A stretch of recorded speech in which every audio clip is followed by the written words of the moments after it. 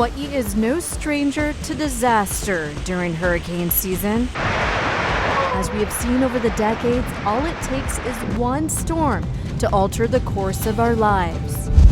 That's just what happened in 1992 when Iniki made a hard right turn and struck Kauai head-on with winds of 145 miles an hour. The 2x4 went right to the window, and then the iron roof is flying off. And more recently, a storm hundreds of miles from our islands whipped up winds that fueled the worst wildfire in our state's history. And now, nearly a year after so many lives were lost on Maui, we begin hurricane season once again. How can we prepare to keep our families safe? Tonight in a Hawaii News Now First Alert Weather Special, we want to arm you with the knowledge your ohana needs to make sure you're ready and protected. We've been very fortunate in recent years to not have a direct hit by a hurricane in populated areas, like here on Oahu's South Shore. But being surrounded by the ocean, widespread destruction would be inevitable if a hurricane were to make landfall.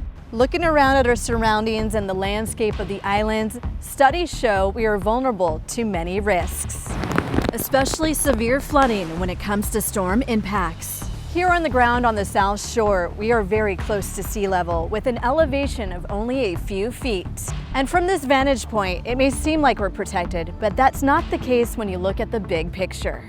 Normally our coastlines here are safe havens with peaceful ocean conditions and gently sloping beaches. But those beaches are also shallow, protected only by outer reefs and belt of sandy shoreline and some minor jetties. And that means for urban Honolulu, we're talking about the visitor-packed Waikiki all the way to the condos of Kaka'ako, are under a substantial flooding risk. We saw firsthand that a tropical cyclone doesn't need to make landfall for us to see major impacts. And in a matter of minutes, the power of Mother Nature can forever change our islands. On August 8, 2023, ferocious winds developed over the islands, spreading flames in a matter of minutes on Maui. What you see in red is the most devastating, a red flag warning that continues to be up. The wind is sure ripping tonight. There's no sign of relief for these firefighters, for these first responders. The dry brush from months of a drought became fuel for these dangerous fires. Having such a dry, hot trade wind event with that magnitude, that time of year is super rare. This tragic day shows how a Cat 4 hurricane 700 miles to our south does not need to make landfall for the islands to see major impacts. What role Dora played is actually up for debate right now, but what we do know is that Dora moved sort of in tandem with a strong area of high pressure. And strong inversion was in place, we had strong high pressure and strong mountaintop winds. Unfortunately, we're never going to know what the winds were in West Maui that day, simply because we don't have any weather observations. We did see some weather observations on the Big Island where it got over 80 miles an hour. The terrain in there is similar, so it's within reason that the winds could have gotten that strong. The surrounding West Maui Mountains has many slopes and folds within the terrain. With the summits towering to nearly 5,800 feet, the dry trade winds accelerated even more as it raced down the slopes above Lahaina. Dora will no longer be a name used again by the Eastern Pacific Basin. We don't see that retirement happen very often with systems that don't actually directly affect land. And so when we have a big impactful event like Dora impact upon Lahaina, we want to make sure that we're sensitive to that and retire that name. And as we look ahead at this season, a double-edged sword, considering the recent heavy record rains from April and May's Kona lows. That really helped in the sense where it mitigates drought for a lot of areas.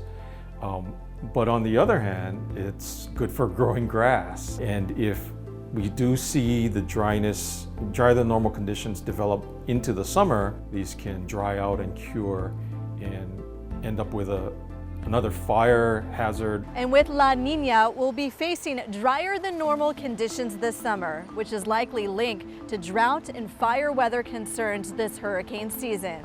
Hurricane Dora didn't even come close to the islands. In fact, on its nearest approach, its center was still some 700 miles to the south of us. Even so, it still taught us some painful but important lessons on the effects that a hurricane can have on the islands. And now those lessons are being put into place to help us prepare for future storms and how to recover from them.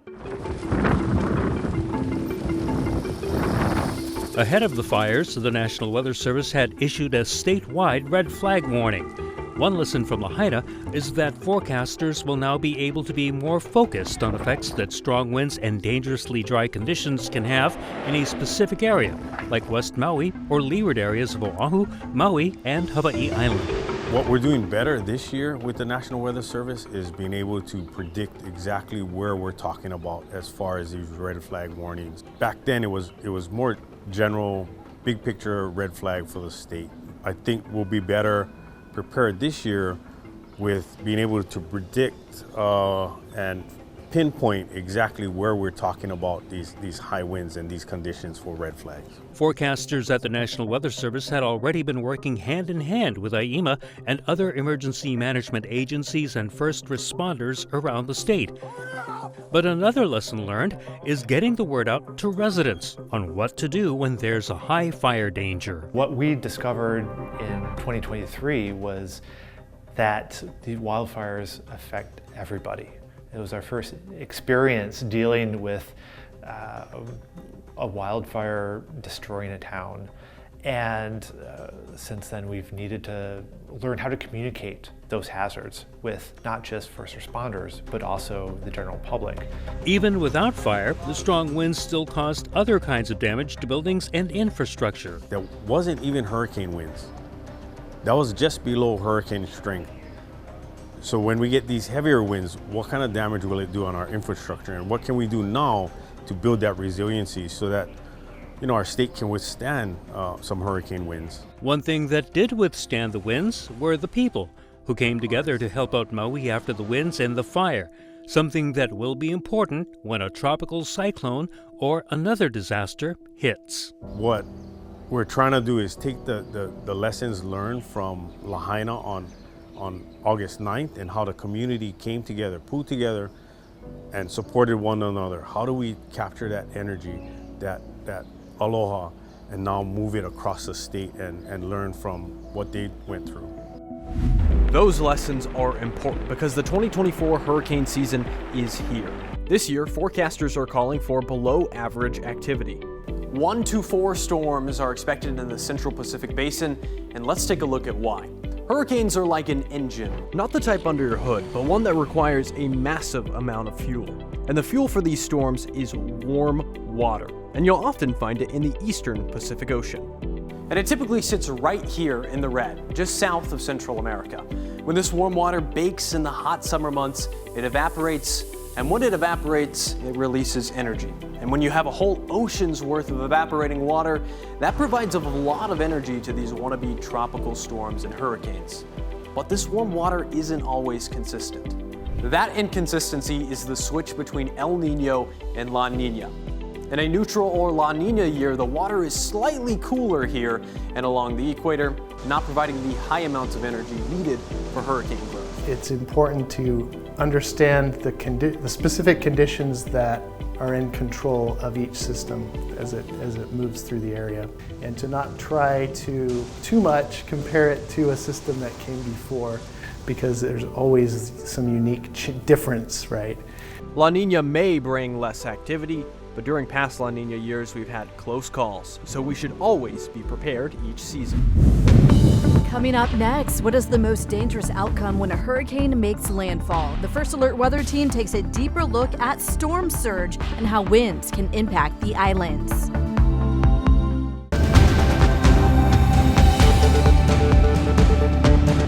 From many of our close calls and direct hits, time after time has shown the vulnerabilities being close to sea level.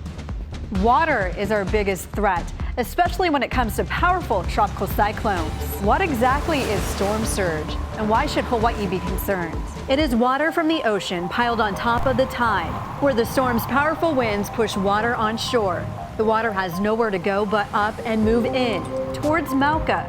The size of the tropical cyclone matters. The bigger in diameter, the larger the wind field, leading to a more significant storm surge. And it doesn't take much water to open up the floodgates to destruction. Here in Hawaii, the bottom of our surrounding seafloor can make for epic surf across the shores, but it may not be good when it comes to a storm surge. Overall, being surrounded by a shallow shelf, a storm surge can rise quickly and flood large areas in a matter of minutes. 1 to 3 feet of water can knock you off your feet and can even stall your car. On many occasions, the H1 is flooded out with only a couple of feet of water. Now, if the water rises above 3 feet, it may be too late to evacuate. At this level and rate, vehicles can even float away. In fact, the power of moving water is another beast within itself. The National Weather Service states moving H2O flowing at only 10 miles per hour can produce the same force as winds blowing at 300 miles per hour. With that force, it can pick up just about anything in its path. And if the water surpasses my height, you have to seek higher ground or move up to the floors above you, or maybe even your roof. At 6 feet high, storm surge starts covering the first floor of a home. At 12 feet, it's moving completely onto a second story, and 15 feet completely submerges a one-story home from bottom to top. And that is why storm surge is of utmost concern and the deadliest outcome of a hurricane's wrath. And we should never underestimate the power of water. Tropical cyclones are like engines over the ocean that can become large wind makers, traveling hundreds, even thousands of miles over open waters before approaching land. A hurricane is a really unique type of weather situation. It's a very intense, rotating weather system with winds that can be very destructive.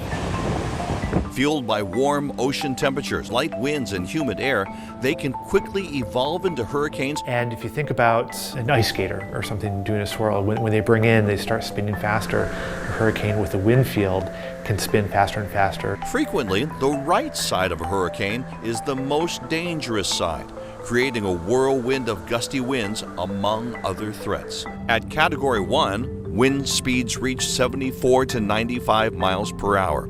It could remove shingles and some siding on a house, could take down trees, and cause power outages. A Category 2, that's when winds jump up to 96 to 110 miles per hour. A storm surge can rise above 5 feet. Windows can be smashed, and noticeable roof and siding damage. The damage is extensive once the winds surpass 111 miles per hour as a Category 3. And at Cat 4, extreme winds of 131 to 155 miles per hour, power outages could last for months, as we saw in Puerto Rico and Samoa in past years. Like a roaring train, you will hear the sounds from the gusts and rising moving waters as catastrophic winds above 155 miles per hour accompany a Category 5 hurricane. Hurricane force winds can extend out to 20 miles for smaller hurricanes, but for large hurricanes, that can extend up to 200 miles. That's roughly the distance from Hawaii Kai, Oahu to South Point, Hawaii Island. Coming up next, how has technology improved over the years? The First Alert Weather Team takes a deeper look at the tools we use to forecast tropical cyclones and a look at storms that impacted the state over time.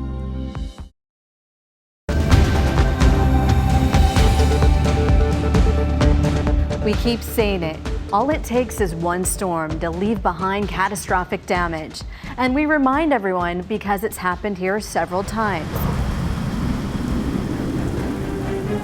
The first official hurricane recorded in the vicinity of the islands was back in 1950. Hurricane Hiki bypassed Hawaii, but it still dropped an estimated 52 inches of rain on Kauai. 9 years later, Hurricane Dot made landfall on Kauai just weeks before Hawaii became a state. It toppled power lines and devastated the island's sugarcane and macadamia crops.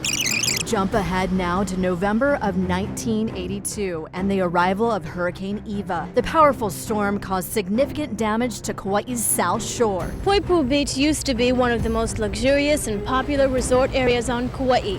Now it will be at least a month and a half before the debris is cleared. The waves came up to about chin high. Oahu's Waianae coast was battered by high surf and winds. Homes were shredded into pieces. At the time, Eva was the costliest storm to hit Hawaii, with damage totaling $312 million.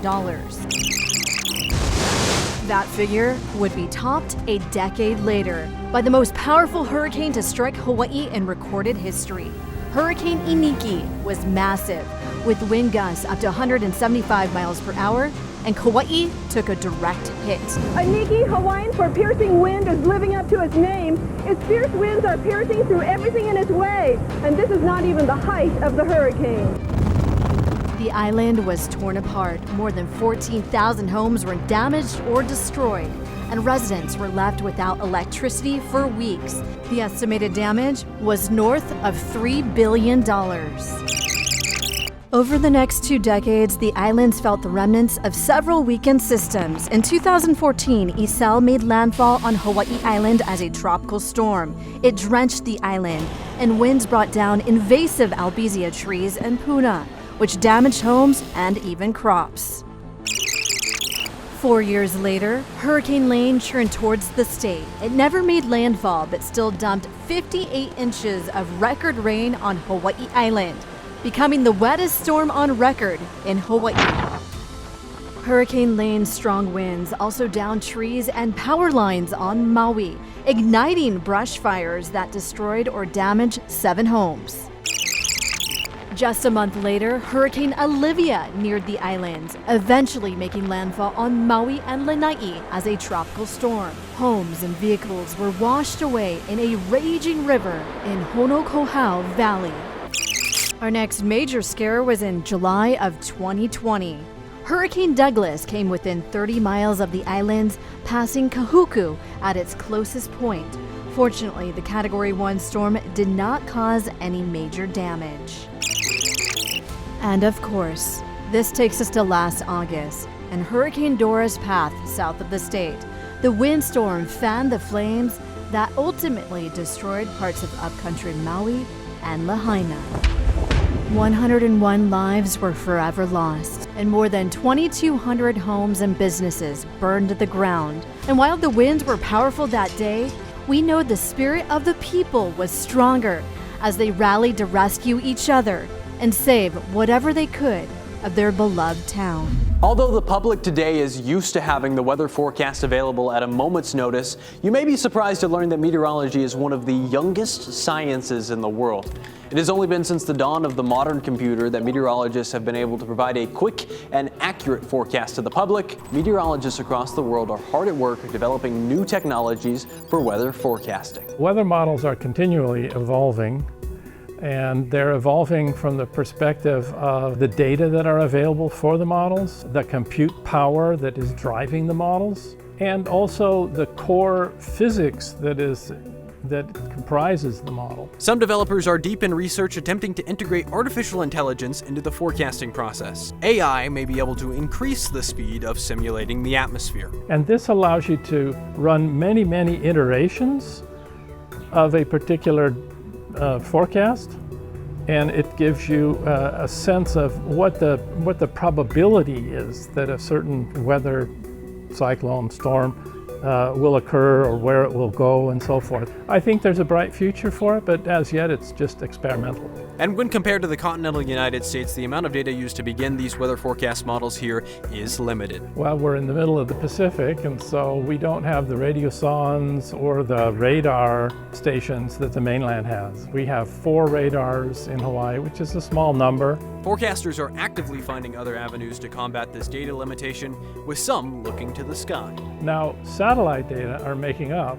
More and more are able to fill in those gaps. Weather models are only going to get better in the future, and we're lucky to have great researchers at UH Manoa leading the charge to help better predict our weather patterns. Coming up next, how you and your ohana can prepare for a disaster now.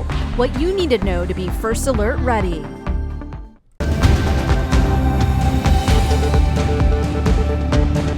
El Nino, La Nina, no matter. It only takes one storm to change the course of our lives. If a Category 5 storm hit Oahu, and specifically Honolulu Harbor, we would be in big trouble. We would see outages that would last for weeks, possibly months in certain areas. We know historically that Hawaii is very vulnerable to hurricanes. And simply put, getting supplies to our islands could take an extended amount of time. Normally, it takes a cargo ship 5 to 7 days to travel from Long Beach to Honolulu Harbor. And with a severe storm, we could be cut off. And understand that you may be on your own for an extended period of time. Now is the time to talk over a plan and execute it with your family. The best thing to do is to not wait until a storm is coming. So get those supplies on hand at the start of the season. We know the essentials like food and water. If you can't get 14 days, then get as much as you can so that you're ready for a disaster. But if we lose electricity or if the damage is severe, you'll need more supplies. Items like utensils, a battery-powered radio, flashlights and extra batteries, a solar charger for your phone, a whistle, and a dust mask. Also pack any sanitation items like toilet paper, a basic toolkit, any important documents, and some cash. And don't forget your medication. If you have a pet, make sure you have their food. Also grab personal hygiene items and photographs of your family just in case you get separated. One of the conversations that individuals and families should have at home is how are they going to reunite in case like there is a major disaster. Every storm, every scenario that comes up has some uniqueness to it. You have to just kind of be prepared for possibilities. We are your source to keep you and your ohana safe this hurricane season. So it's very important to talk about a plan with your family so you're all prepared. Make sure you practice it before you need to do it. And stay connected with your First Alert weather team. We're here for you, on air, online, and on your mobile device. For now, wishing you blue skies and much aloha. In the meantime, enjoy the best weather on the planet. Mahalo for watching. Ahoy ho!